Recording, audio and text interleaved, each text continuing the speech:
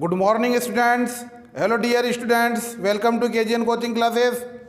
KGN coaching classes खातरत के online platform से मैं डॉक्टर सैयद रहबर अली आप सभी का तहे दिल से हार्दिक अभिनंदन करता हूं, स्वागत करता हूं। डियर स्टूडेंट्स, आज की इस लेक्चर में हम कक्षा 10वीं गणित NCERT के अध्याय 15 प्रोबेबिलिटी अर्थात प्रायिकता में प्रश्नावली 15.1 को शुरू करने से पहले परीक्षा की दृष्टि से अति महत्वपूर्ण दो सवालों को जो कि सम संख्या और विषम संख्या से संबंधित है हल करेंगे।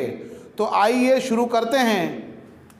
प्रश्न दे रखा है, किसी पासे को फेंकने पर सम अंक आने की प्रायिकता ज्ञात करो। या किसी पासे को उछालने पर या किसी पासे को फेंकने पर सम अंक अर्थात सम संख्या आने की प्रायिकता ज्ञात करो। डियर स्टूडेंट्स, प्रायिकता ज्ञात करते हैं जब हम किसी भी अंक की, तो सबसे पहले हम प्रतिदर्श समष्टि को ज्ञात करते हैं। किसी भी यादृच्छिक प्रयोग में या किसी भी यादृच्छिक प्रयोग या परीक्षण अर्थात रैंडम एक्सपेरिमेंट में सभी संभव परिणामों की संख्या को हम प्रतिदर्श समष्टि कहते हैं। यानी प्रतिदर्श समष्टि का मतलब ये हुआ कि जो भी हम प्रयोग करते हैं, जो भी एक्सपेरिमेंट करते हैं, और कुल संभव घटनाएं घटती हैं, उन सभी संभव घटनाओं के समुच्चय को हम प्रतिदर्श समष्टि कहते हैं। और यादृच्छिक प्रयोग का मतलब ये होता है कि किसी भी प्रयोग या परीक्षण के प्रयोग के बारे में हम पूर्वानुमान नहीं लगा सकते। इसी बात को हम यादृच्छिक प्रयोग कहते हैं।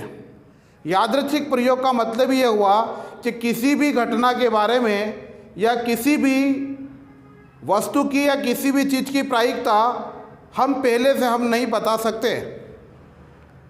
फॉर एग्ज़ाम्पल, जब हम किसी सिक्के को उछालते हैं तो हमें यह बताना बहुत मुश्किल है कि हेड आएगा या टेल आएगा, क्योंकि हेड आना या टेल आना विभिन्न कारकों पर निर्भर करता है। इसी तरीके से पासे को उछालने पर सम संख्या या विषम संख्या आना, या पासे के ऊपर अंक 1, 3, 5, 7 का आना, 1, 3, 5 का आना, या भाज्य या अभाज्य संख्या का आना, या किसी ताश की गड्डी से एक पत्ते को निकालने पर उस पत्ते के इक्का होने की प्रायिकता, दुर्रे होने की प्रायिकता, पंजा होने की प्रायिकता, या गुलाम बेगम और बादशाह होने की प्रायिकता, या किसी थैली के अंदर दो विभिन्न कलर की गेंदें रखने पर किसी एक गेंद को निकालना, ये सारे के सारे एक्सपेरिमेंट या प्रयोग यादृच्छिक प्रयोग कहलाते हैं। और इस प्रकार जब किसी यादृच्छिक प्रयोग में या परीक्षण में जब हम सभी संभव परिणामों का समुच्चय बनाते हैं तो उस समुच्चय को ही हम एस से प्रदर्शित करते हैं और इसी को हम प्रतिदर्श समष्टि कहते हैं। तो आइए शुरू करते हैं इस प्रश्न को। माना कि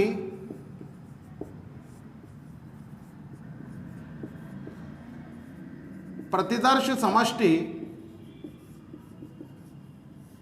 एस है, तब यानी हमने किसी पासे को उछाला, तो पासे को उछालने पर प्रतिदर्श समष्टि यानी सैंपल स्पेस एस है। यानी इसको हमें एस से शो करना है, तो एस इज इक्वल टू, तो जैसा कि अभी हमने कहा कि प्रतिदर्श समष्टि का मतलब ये हुआ किसी यादृच्छिक प्रयोग में, यानी ऐसा प्रयोग जिसके परिणाम की हम पूर्व गणना या पूर्व अनुमान नहीं लगा सकते, जिसकी हम भविष्यवाणी नहीं कर सकते।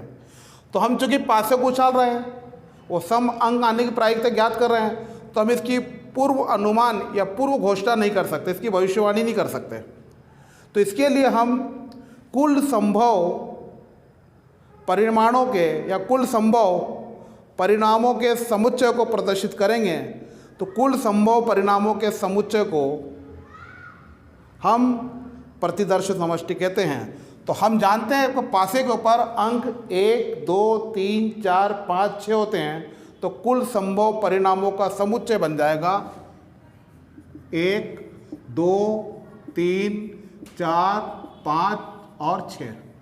तो ये कुल संभव परिणामों का समुच्चय, इसको हम प्रतिदर्श समष्टि कहते हैं, एस से प्रदर्शित करते हैं। इसलिए कुल संभव परिणामों की संख्या बन जाएगी 6। तो ये NS कुल संभव परिणामों की संख्या है, जबकि S कुल संभव परिणामों का समुच्चय है। यानी क्या क्या घटना है, क्या क्या परिणाम आ सकते हैं, तो एक भी आ सकता है, 2, 3, 4, 5, 6। तो S कहलाएगा कुल संभव परिणामों का समुच्चय, जबकि NS कुल संभव परिणामों की संख्या। अब लिखेंगे, माना कि सम संख्या या सम अंक आने की घटना E है, आने की घटना E है।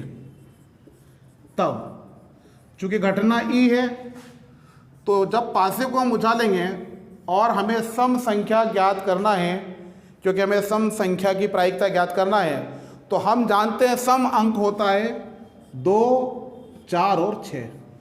ऐसी संख्या जिसमें 2 का पूरा पूरा भाग चला जाए सम संख्या कहलाती है। तो सम संख्या 2, 4 और 6। तो सम संख्या आने की घटना E है, तो हम यहाँ लिख सकते हैं E बराबर 2, 4 और 6। इसलिए ये बन जाएगा NE, यानी अनुकूल परिणामों की संख्या 1, 2, 3। इसलिए प्रोबेबिलिटी या प्रायिकता PE बराबर, परिभाषा इसकी अनुकूल परिणामों की संख्या, अनुकूल परिणामों की संख्या बटे कुल संभव परिणामों की संख्या, कुल संभव परिणामों की संख्या। ठीक है। अब चूंकि प्रायिकता को हम P से प्रदर्शित करना है, तो यहां लिखा P, और अनुकूल परिणामों की संख्या, वह परिणाम जो हमारे पक्ष में, हमारे फेवर में है, कितने हैं, NE बराबर 3, या इसको लिख लीजिए PE NE अपान NS।